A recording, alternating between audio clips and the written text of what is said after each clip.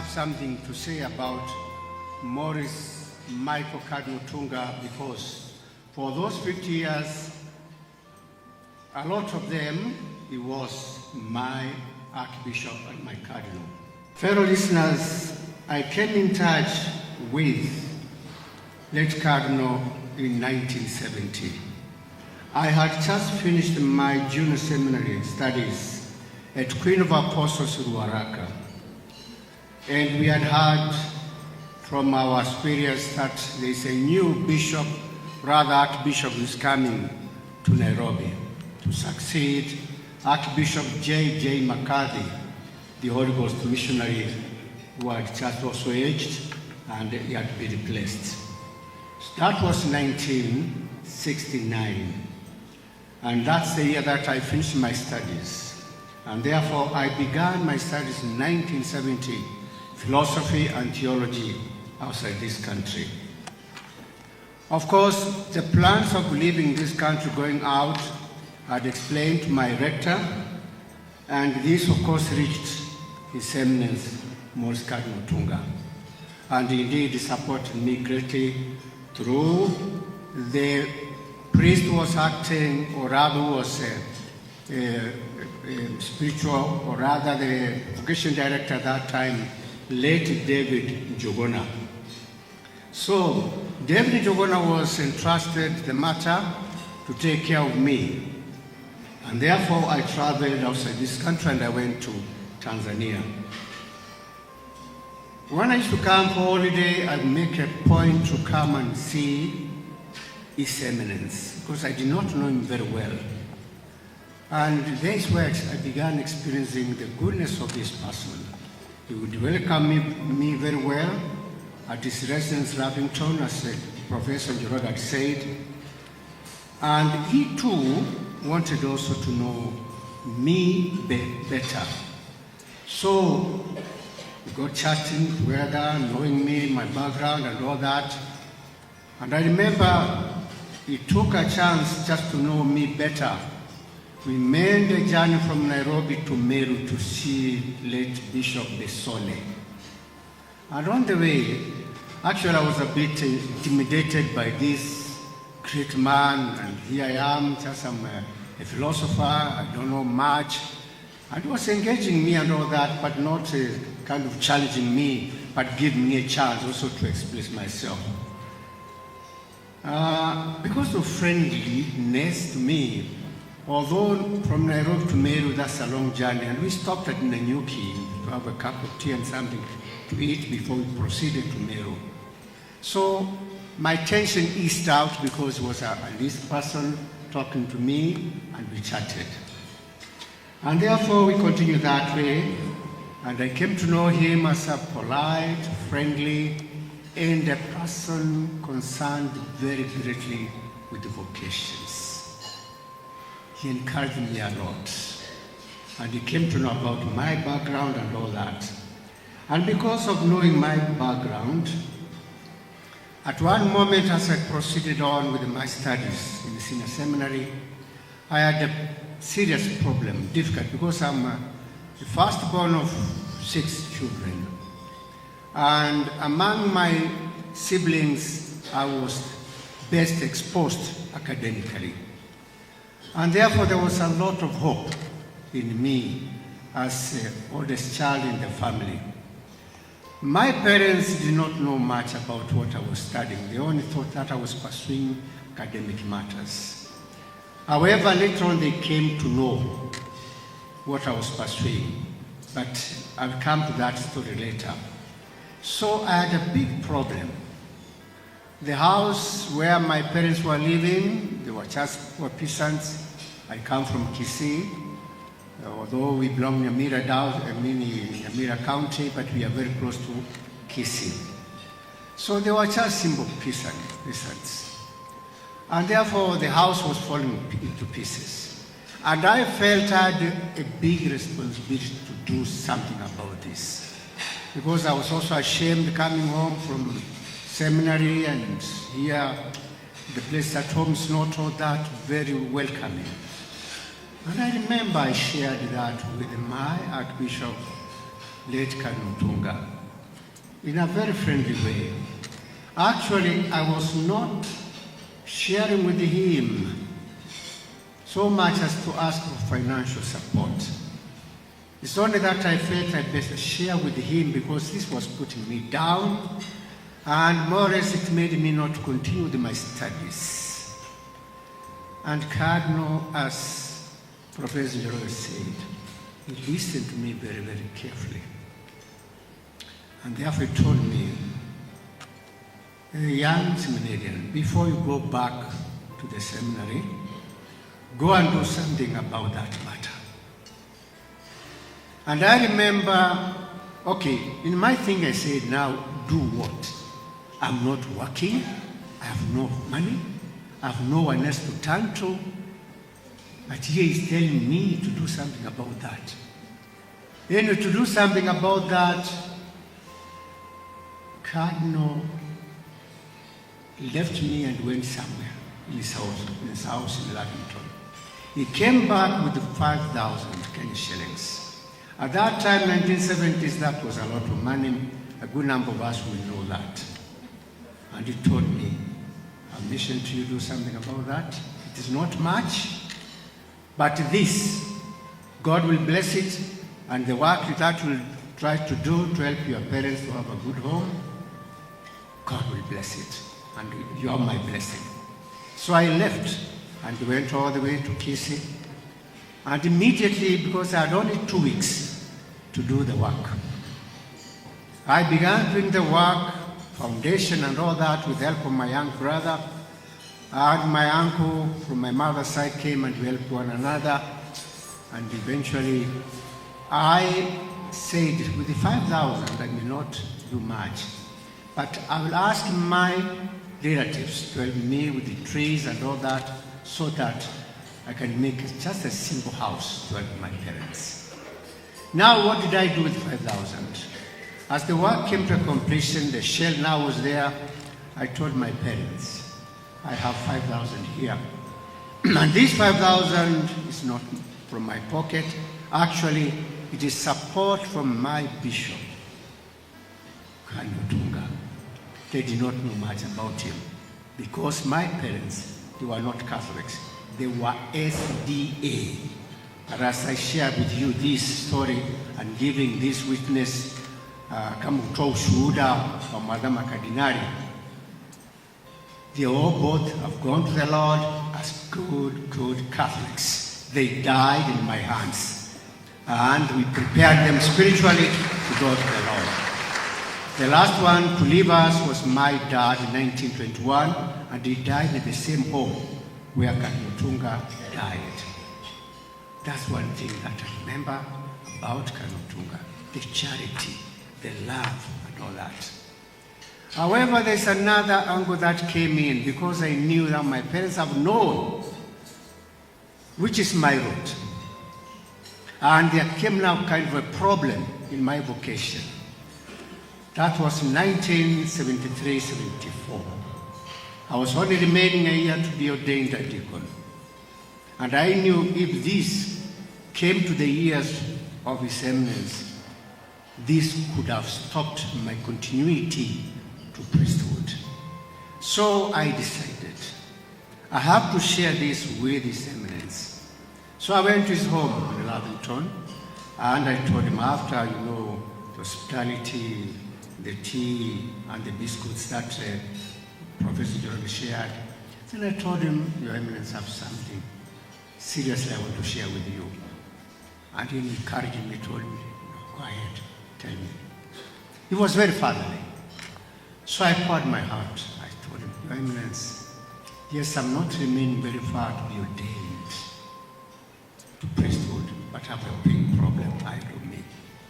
My parents are not in this matter. They are against it. They don't want me to continue with this life. So he listened to me very, very, very carefully. Then eventually, as Professor Njoroge said, he looked at me intently in my eyes with a very beautiful smile. Then he told me,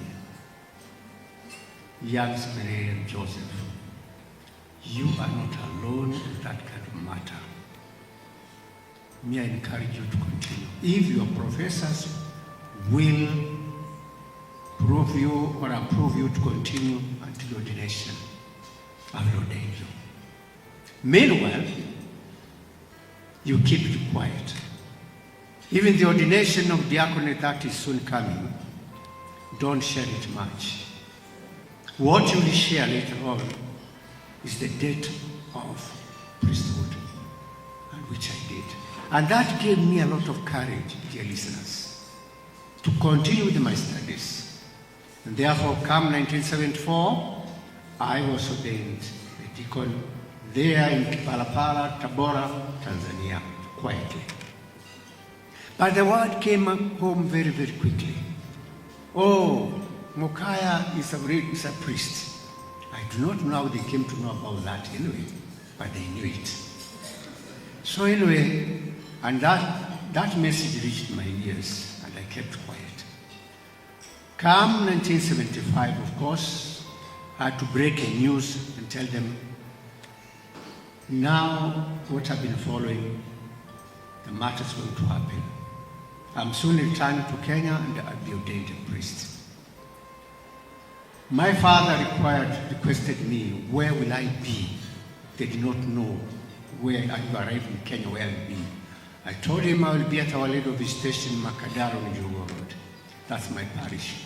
I grew up there in Maringo, in Jerusalem, so I knew the place. So that became my parish. And sure enough, as I arrived in Kenya, my father was there. And I said, gracious Lord, this now, my dad has come now to stop this matter.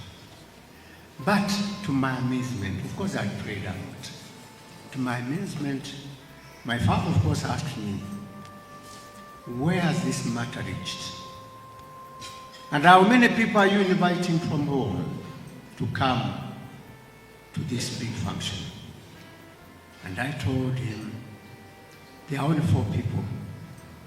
You, my mother, my aunt who was very close to me, and my grandmother. And my father listened and asked me, what are you telling me? Only 4 people to come to this function. Do you know that this function is like your wedding? Can people just, we as closest relatives attend only 4 people in your wedding? In fact, I didn't have many words to say. But I told him, Dad, me, I don't have money. I'm being supported by leaders of Our Lady of Visitation in Makadara. Then he said, where is this bishop of yours? I told him, well, I was even planning to go and see him because of this ordination. But he lives somewhere in Lavington. And he told me, we are going there with you. I'm going there with you to see that bishop. I traveled with a friend of mine, God rest his soul in peace, Father Julius. He lasted his final days in Arusha. Then Julius tells me, no, don't stop your dad, go and see him. Cardinal, let him go. So he went in one vehicle, but my heart was heavy. Saying that it's going to spoil everything, and this ordination might be stopped. And sure enough, when we reached the Cardinal's residence, when he saw my dad, I was left aside. He took my father. I told Julius, you see, now the 2 elderly people have gone inside there. What they talk is about spoiling this ordination. He told me, no, don't worry. Mahali kuna wazee, kuna kitu naweza kuharibika. Lakini my heart was pounding like anything. Eventually, they came out, laughing and holding hands. And His Eminence told me again another charity. He told me, Deacon, we have solved the matter about your dad. About inviting 4 people to your ordination is not going to be so. The Archdiocese, in my authority, is going to give your dad an OTC of 60 people from Nairobi to Kisii. So, mine was a sigh of relief. So, 4 has multiplied so many people, and so many people came to my ordination. Who footed the bill? Not me, Cardinal Maurice Otunga. That's how this cardinal was so generous, very considerate, and very friendly, and very, very fatherly, really a parent. Then in my ordination, Cardinal Otunga, he put me under missionaries, Holy Ghost fathers. I began with Our Lady of Visitation in my own parish, simply because there was a priest was to go to Ireland for his annual leave. And therefore, I was asked by Cardinal Otunga to stay there until that priest comes back. So I was there for 6 months. But it was a blessing in business because I was under Father Patrick Fullen, a missionary. And Father Fullen helped me so much to settle down with the pastoral work. You know, when you come from seminary with all the knowledge that you have, philosophy and theology, you think you can save the world just like that. Just like that. But this priest told me, no, young father, go pole, cool down. Cool down, pole. So he was giving me pastoral work like piecemeal, as you give tablets to someone is sick. But I learned something. When I finished those 6 months, Cardinal Otunga appointed me to Mangu. Again, to another elderly priest, Father J.J. Mead. And again, that was a big blessing. I do not know whether Cardinal Otunga was doing that purposely so that I can learn about apostolate or what, and also to obey. Because sometimes when you're a young priest, you feel like with these elderly people, what do they know? You think you know better. So anyway, those appointments helped me very much. These 50 years, many of them that I've spent under Cardinal Otunga, the foundation was laid by him.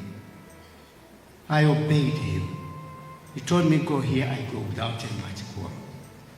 So I'm very, very happy about Cardinal Otunga. And when I finished my studies, he's the one who allowed me to live parish in Ruta. Just after 5 years, I began with the Nairobi University Social Studies, Kabete campus. There later on, he gave me permission to continue with my studies to US, to Kenya University in Pittsburgh, Pennsylvania. I was there for 2 years and I got my master's in spiritual theology. And I had enrolled to continue with my studies of pastoral counseling in Cardinal University, Washington, D.C., but with his permission.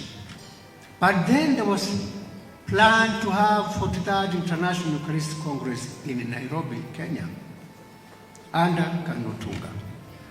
Then I get a message from Kenya, Nairobi. Cardinal Otunga tells me, don't continue with your studies to Catholic University, Washington. Come back home. We need you. At that time, we were not many dozen clergy. Come back home and come and support in the preparations of the 43rd Eucharistic Congress. I obeyed. But again here, it was a blessing in disguise. My mother at that time was seriously sick, and I had never been told. So I obeyed the word of Cardinal Otunga, and I came home, only to find my mother seriously sick. So the mission that I was given about Eucharistic Congress, that of course was there, but I began taking care of my mother. I brought her from home up to Kenyatta Hospital and etc. Until she died in 1991. Cardinal Otunga, he only came to know later on that I was taking care of my mother. And although 1986, after Congress, he gave me this chance. He told me you are supposed to finish your studies in the US. And since I cut those studies short because of Eucharistic Congress, now you have another chance. Now I have a scholarship for you here to proceed to Rome. He used to call it Eternal City. But I mentioned to him, Your Eminence, I have a very serious sick mother. Can this scholarship be given to another person? Then again he looked at me very intently and he told me, this scholarship is for you. So you must go. I obeyed. Again, very quickly we arranged. I settled my mother and my young brother and my young sister. So I left the country. Until the time when my mother just got sick. The one who went to see my mother in hospital, Maurice Record Hospital, is Cardinal Otunga. Cardinal Otunga calls me from Nairobi here on a Saturday. Tells me your mother is seriously sick. I've been with her and she's already in a coma. And you have my permission. Return to Kenya to see your mother. Imagine. Your bishop. Otherwise, would have just said, leave him alone. He's studying, don't bother him. But told me, you have my permission to come back home. Very kind person. That means my heart. Because coming home, of course, I stayed with my mother and he died also in my hands at Maurice Record. The rest, of course, the archdiocese arranged for the funeral from Nairobi to Kisii. That was Cardinal Otunga. When I finished my studies, he appointed me to go to Matia Murumba Senior Seminary for teaching. Father here, Father Njau, we were in the college together, and many others. And I'm happy when I see people like him and others that were together pursuing the same vocation. But that chance was given to me by Seminary Cardinal Otunga. I worked there 2 terms, then I came to Nairobi at the end of 97. That time, Otunga had retired and was at Nyumba ya Wazee, Waraka. So I made a point between 1998, 99, I used to visit him at Nyumba ya Wazee, Waraka, just to greet him and to show him that how happy I was. So until the time of his death, I was in Nairobi. So indeed, there's much one can say, and even I'm not divulging anything, because when the story of following to make him a saint, I am among the men who was called to give something about this great man, which I did. And this evening I stand before you, saying yes, I, just like many other people, are praying for this great man. He was very humble, very saintly, and detached from the richness of this world. And a great man who got concerned with the goodness of other people. Yes, we can say Cardinal Otunga maybe never left so many structures in Archdiocese of Nairobi, but spiritually he built us. Even the Resurrection Garden, it was done by him together with the Father Santoro. He has left us a legacy. But I do remember when we finished the Congress, 1985. In fact, the Cardinal Otunga Plaza down here, he's the one who had initiated it through Father Cunningham. May he rest also in peace, but he could not go very far. And then later on, that work was taken by His Grace, Dingi Mwanawanzeki. And then later on, that work was finished by Cardinal Njue, who's our current emeritus Archbishop of Nairobi. But we can say he laid the foundation. But he was a poor man in material, but very rich man spiritually. And that's what we need. You and me. It's not material world that will take us to heaven. It is the spiritual richness that we have in us. And many of us, we have learned from Cardinal Otunga for that. So, this prayer that we pray to him, I've been praying for myself. And even on 3rd of this month, I was at the Resurrection Garden. We had gone there with a group of CW members from our parish, the Sacrament. And I found my way to the tomb. I knelt there, I talked with the Cardinal Otunga and all that, and also talked with God, that God, according to your will, may this person who I see here be a saint. And I, for one, am the one who gave this prayer to our fellow Christians in Buruburu. And I've urged them to pray this prayer. Professor Roge has mentioned it. Yes, I want to feel that many of us, we are not praying enough this prayer to make Cardinal Otunga a saint. But we have the prayer. And even here we can ask ourselves, don't put up your hand, how many of us say this prayer? And in fact it is this one, if you have that card in front of you. How many of us say that prayer? To urge Cardinal Otunga to be a saint. You know, at least for me, I'm praying. And I wait.